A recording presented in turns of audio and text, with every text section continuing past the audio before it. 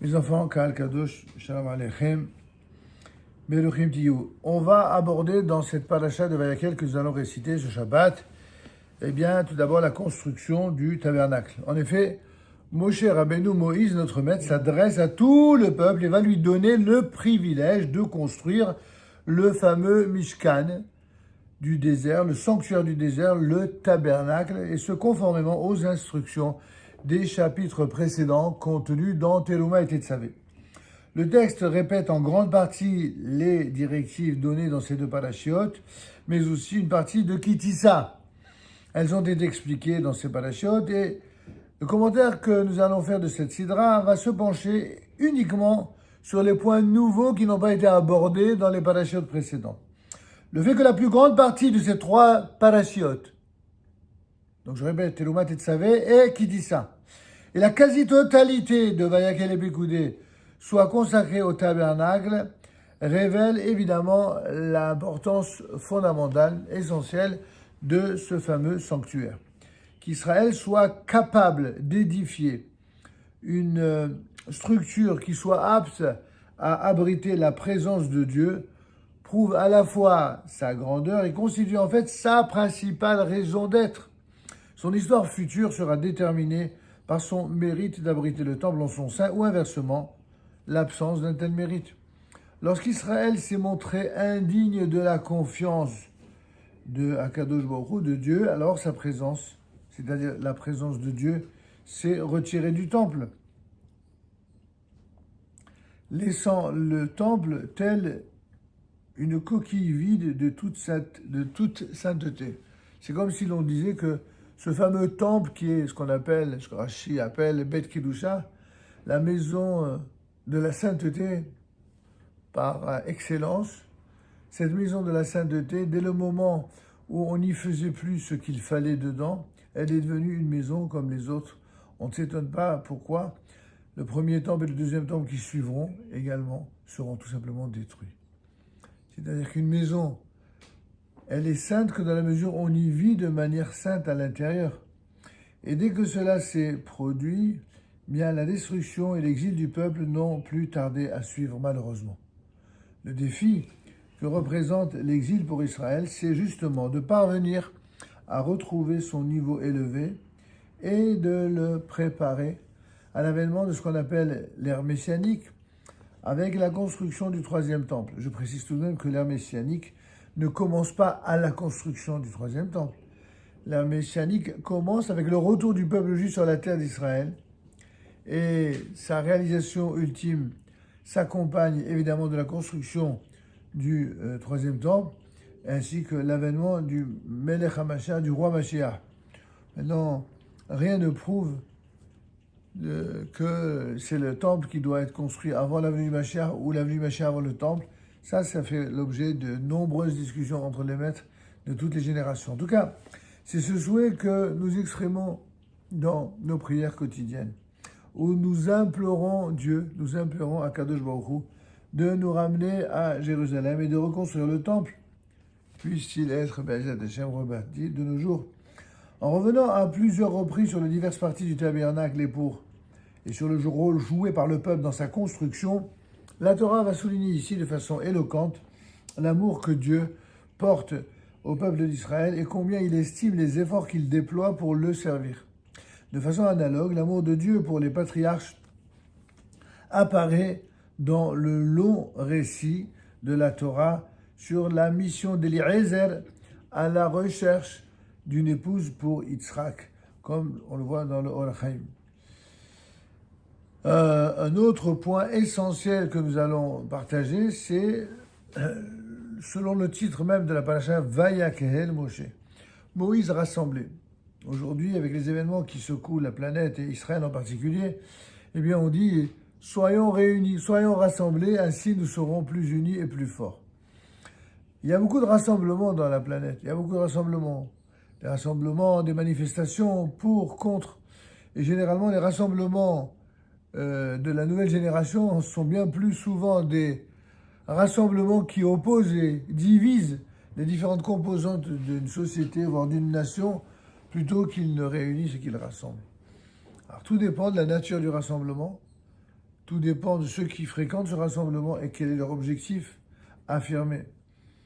En tout cas, lorsqu'il s'agit de Moïse qui a rassemblé, eh bien, il faut savoir que ce rassemblement n'est pas fortuit. Il a eu lieu quand? Le lendemain de Yom Kippour. Puisque au lendemain de la faute du veau d'or, eh bien, Akadosh Baruch Hu, plutôt Moïse, a demandé à Dieu, il a supplié Dieu de pardonner la faute du peuple d'Israël. Cette faute du veau d'or a finalement été pardonnée par Dieu avec des conditions, mais ça a été le premier Yom Kippour de l'histoire, et c'est donc le lendemain de Yom Kippour où Moïse est redescendu de la montagne avec les secondes tables de la loi, comme le rapporte Rashi, annonçant le pardon de Dieu, mais aussi son amour renouvelé pour le peuple, qui va maintenant avoir le mérite de reconstruire le tabernacle, comme le rappelle le Ramban.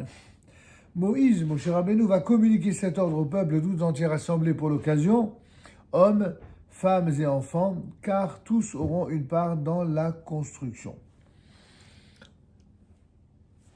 Une fois qu'on a rappelé la construction du tabernacle et le rassemblement pour sceller en quelque sorte ce bonheur d'avoir reçu le pardon divin, alors seulement il pourra dire El le hadevarim, voici les choses, n'est-ce pas, que Hachem a ordonné de faire. Première chose qui est dit après Yom Kippour, c'est quoi? 6 jours durant, le travail sera effectué, mais le 7e jour sera saint pour vous, jour du repos complet pour Hachem. Quiconque y exécute un travail sera mis à mort. Vous n'allumerez de feu dans aucune de vos demeures le jour du Shabbat. Il y a beaucoup de questions évidemment sur ce verset. On a compris ici que la centralité du Shabbat est essentielle. On a aussi compris que celui qui, à l'époque en tout cas de la Torah, transgressait Shabbat, il était passible de mort. Et enfin, on nous dit qu'il ne faut allumer aucun feu dans aucune de nos demeures le jour du Shabbat. Vous vous rendez compte que ce qui a permis au peuple d'Israël de rester vivant pendant tant et tant et tant de siècles, durant lesquels tout a été fait parmi les nations pour nous exterminer, pour nous violenter, pour nous brûler, pour nous haïr, et pour semer le désordre et la méchanceté, la cruauté, la haine, et surtout les mensonges qui n'ont jamais cessé de caractériser les nations vis-à-vis du peuple d'Israël. Eh bien, c'est quoi la réponse à tout cela? On nous dit le Shabbat. Le Shabbat, c'est lui qui va être Mehazek, qui va renforcer l'âme de la nation d'Israël. Et de fait, c'est en fait le respect du Shabbat qui a permis au peuple d'Israël de rester en vie.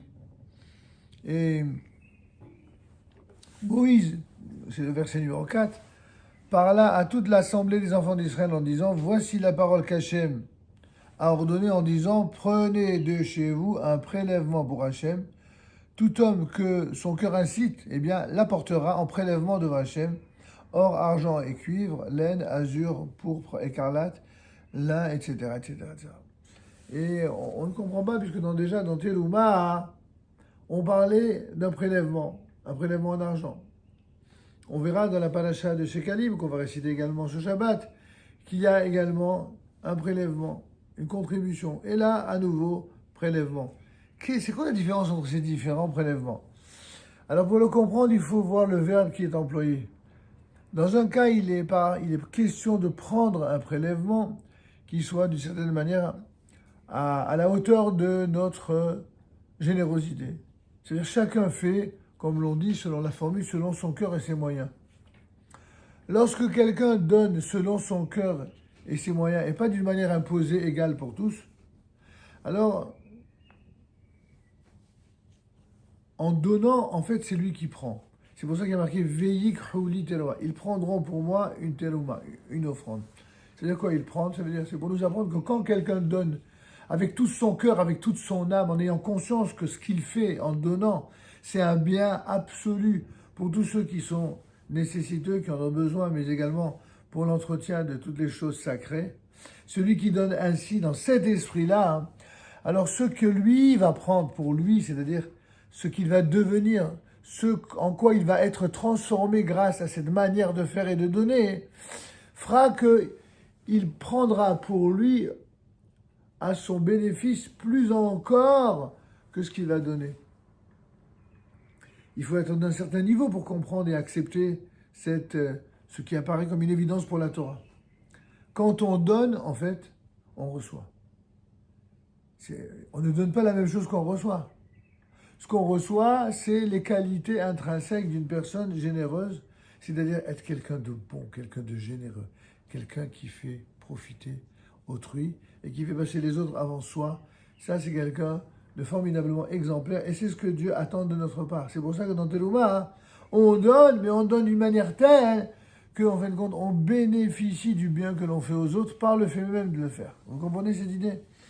Par contre, lorsqu'il s'agit d'une sorte d'impôt, comme on appelle ça les impôts aujourd'hui, une contribution, elle est égale pour tous, elle est vraiment égalitaire. Il n'y a pas ce système de jalousie maladie qui existe dans certaines nations occidentales. Ils ont une jalousie pour ceux qui gagnent beaucoup d'argent et une sorte d'apitoiement pour ceux qui ne gagnent pas. La Torah dit que celui qui ne gagne pas, il faut l'aider, bien entendu qu'il faut l'aider. Mais c'est pas en ayant de la haine pour ceux qui gagnent que l'on va pouvoir améliorer le sort de ceux qui ne gagnent pas. Depuis la nuit des temps et aujourd'hui comme hier, il y a des gestionnaires, il y a des gouvernants qui ont la charge de redistribuer les biens qui sont requis. Et si il n'y a pas des gens qui donnent avec le cœur en comprenant que c'est pour le bien commun, alors si chacun ne pense qu'à soi et ne pense pas à l'ensemble des membres et des composants de la nation, il va de soi que on est mal barré, on est mal parti. L'équilibre d'un budget ne peut avoir lieu.